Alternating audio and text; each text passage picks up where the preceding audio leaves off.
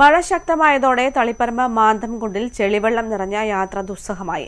ചെറുവാഹനങ്ങളിലെ യാത്രക്കാരും കാൽനട യാത്രക്കാരുമാണ് ഏറെ ദുരിതത്തിലായിരിക്കുന്നത്.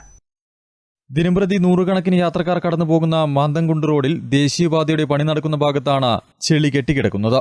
സമീപത്തെ കൾവർട്ട് ദേശീയപാത നിർമ്മാണത്തിന്റെ ഭാഗമായി പൊളിച്ചുമാറ്റിയതാണ് റോഡ് ചെളിയിൽ മുങ്ങാൻ കാരണം. പട്ടുവം, പുളിമ്പറമ്പ്, കീഴാറ്റൂർ GLP സ്കൂൾ, വെച്ചൂട്ട് ഭഗവതി ക്ഷേത്രം എന്നിവിടങ്ങളിലേക്ക് പോകുന്ന വഴിയാണിത്. വാഹനങ്ങൾ ചെളിയിൽ താഴ്ന്നുപോയ സാഹചര്യമുണ്ടായതോടെ നാട്ടുകാർ രംഗത്ത് വരികയും ചെളി നിറഞ്ഞ ഭാഗം ഗതാഗതയോഗ്യമാക്കാൻ ആവശ്യപ്പെടുകയും ചെയ്തതോടെ കരാറുകാർ കീഴാറ്റൂർ GLP സ്കൂൾ ഭാഗത്തെ റോഡ് താൽക്കാലികമായി ജില്ലിയിട്ട് ഉറപ്പിച്ചിരിക്കുകയാണ്. അധികാരികൾക്ക് നിരവധി തവണ പരാതികൾ നൽകിയെങ്കിലും ഒരു നടപടിയും സ്വീകരിച്ചില്ലെന്ന് നാട്ടുകാർ പറഞ്ഞു.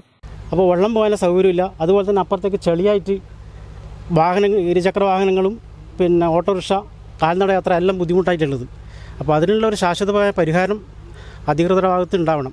ഇപ്പം നമ്മൾ ഈ റോഡ് കിടക്കുന്നത് പോലെ തന്നെ നല്ല ഭംഗിയായിട്ട് ടാർ ചെയ്ത റോഡായിരുന്നു ഇത്. ഈ ദേശീയപാതയുടെ പണി തുടങ്ങിയതിന് ശേഷമാണ് ഇവിടെ മുഴുവൻ താറുമാറായിപ്പോയി. 1000കണക്കിന് ആൾക്കാർ ഇതിലായി സഞ്ചരിക്കുന്നതാണ്. അതിലുപരി ഒരു റോഡ്, ഇവിടെ 2 അമ്പലങ്ങളുണ്ട്. ഈ ശ്രീകൃഷ്ണ ക്ഷേത്രത്തിൻ്റെ ചിറ കവിഞ്ഞൊഴുകുന്ന വെള്ളം എല്ലാ മഴക്കാലത്തും ഈ തോട് വഴി ഒഴുകിക്കൊണ്ടിരുന്നതാണ്.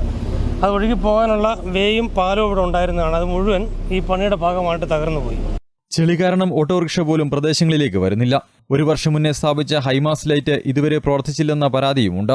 റോഡിലെ ചെളി നീക്കാനെങ്കിലും ബന്ധപ്പെട്ടവർ തയ്യാറാകണമെന്നാണ് നാട്ടുകാരുടെ ആവശ്യം. News bureau, Taliparamba.